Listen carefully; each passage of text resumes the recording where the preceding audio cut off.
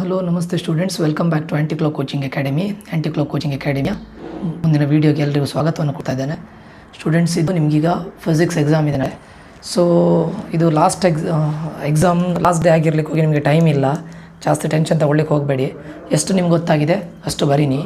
ಇನ್ನೊಂದಿಷ್ಟು ಐಡಿಯಾವನ್ನು ಕೊಡಬೇಕಂತಿದ್ದಾನೆ. ಯಾರಿಗೆಲ್ಲ out of 70 score ಮಾಡಬೇಕು ಅಂತಿದ್ದಾರೆ ಅವ್ರಿಗೆ ಹೇಳ್ತಾ ಇರೋದು ನಾನು. ಅವರೆಲ್ಲರೂ MCQ ಕ್ವಶನ್ಸನ್ನು ಮತ್ತು ಫಿಲ್ ಇನ್ ದ ಬ್ಲ್ಯಾಂಕ್ಸನ್ನು ಜಾಸ್ತಿ ಪ್ರಾಕ್ಟೀಸ್ ಮಾಡಿ. ಯಾಕಂದರೆ ನೀವು ಆಲ್ರೆಡಿ ಔಟ್ ಆಫ್ 4 ತೆಗಿಲಿಕ್ಕೆ ನೀವು ಟಾರ್ಗೆಟ್ ಮಾಡ್ತಾ ಇದ್ದೀರಾ ಅಂತ ಹೇಳಿದರೆ 2 ಮಾರ್ಕ್ಸ್ 3 ಮಾರ್ಕ್ಸ್ 5 ಮಾರ್ಕ್ಸ್ ನೀವು ಖಂಡಿತ ಇದಾಗಿರ್ತೀರ. MCQ and fill in the blanks ಮತ್ತು ನ್ಯೂಮರಿಕಲ್ಸ್ಗೆ ಜಾಸ್ತಿ ಟೈಮ್ ಕೊಡಿ, ಆಯಿತಾ.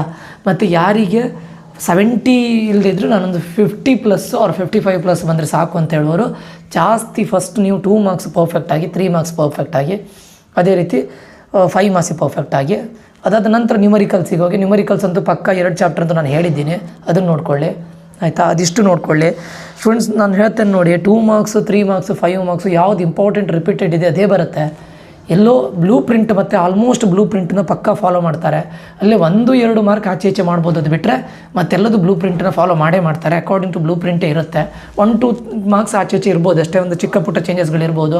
2 ಮಾರ್ಕ್ಸ್ ಕ್ವಶನ್ನ ಕೆಲವು ಟೈಮ್ 1 ಮಾರ್ಕ್ ಇವು ಕೂಡ ಸ್ಪ್ಲಿಟ್ ಮಾಡಿ ಕೇಳ್ಬೋದು. ಅದಕ್ಕೋಸ್ಕರ ನಿಮಗೆ ಸೇಫರ್ ಸೈಡಲ್ಲಿ ಇರ್ಲಿಕ್ಕೆ ಹೋಗಿ ಒಂದು ಕ್ವಶನ್ ಯಾವತ್ತೂ ಎಕ್ಸ್ಟ್ರಾ ತೊಗೊಳ್ಳಿ, ಒಂದು ಕ್ವಶನ್ನ ಮಾಡ್ಕೊಂಡಿರಿ ಅಂತ ಹೇಳ್ತಾರೆ. ಅದಕ್ಕೋಸ್ಕರ ಓಕೆ. ಮತ್ತು ಯಾರು 50 to 70 ಮಾಡಬೇಕು, 50+ ಇದ್ದರೆ ಸಾಕು ನನಗೆ ಅಂತೇಳಿ ಇದಿರೋರಿಗೆ ಹೇಳ್ತಾ ಇರೋದು 2 ಮಾರ್ಕ್ಸ್ 3 ಮಾರ್ಕ್ಸ್ 5 ಮಾರ್ಕ್ಸನ್ನು ಪರ್ಫೆಕ್ಟಾಗಿ, ನ್ಯೂಮರಿಕಲ್ಸನ್ನು ಯಾವುದಾದ್ರೂ ಒಂದು ಚಾಪ್ಟರ್ 100% ಪರ್ಫೆಕ್ಟಾಗಿ, ಇನ್ನೊಂದು ಚಾಪ್ಟ್ರಿಂದ ಆಲ್ಮೋಸ್ಟ್ ಒಂದು ಮಾಡುವಷ್ಟು ಲೆವೆಲಿಗೆ ಇದ್ದರೆ ನಿಮಗೊಂದು 60ವರೆಗಂತೂ ಆರಾಮ್ಸೆ ಬರುತ್ತೆ. ಯಾಕಂದರೆ ನಿಮಗೆ MCQ ಅಲ್ಲಿ ಎಲ್ಲದೂ ಏನು ಅಂಥ ಟಫ್ ಇರೋದಿಲ್ಲ.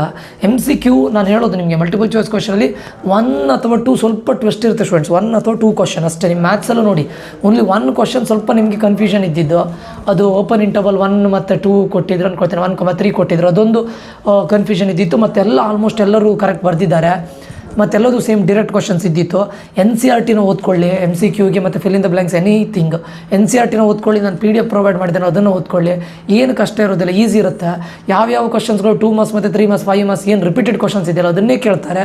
ಅದು ಬಿಟ್ಟು ಬೇರೆ ಔಟ್ ಆಫ್ ಸಿಲೆಬಸ್ ಕೇಳೋದಿಲ್ಲ, ಈಸಿ ಇರುತ್ತೆ ಸ್ಟೂಡೆಂಟ್ಸ್. ನಿಮಗೆ ನಾನು ಹೇಳ್ತೇನಲ್ಲ 65ವರೆಗೂ ಸ್ಕೋರ್ ಮಾಡಲಿಕ್ಕೆ ಏನು ಕಷ್ಟ ಇರೋದಿಲ್ಲ.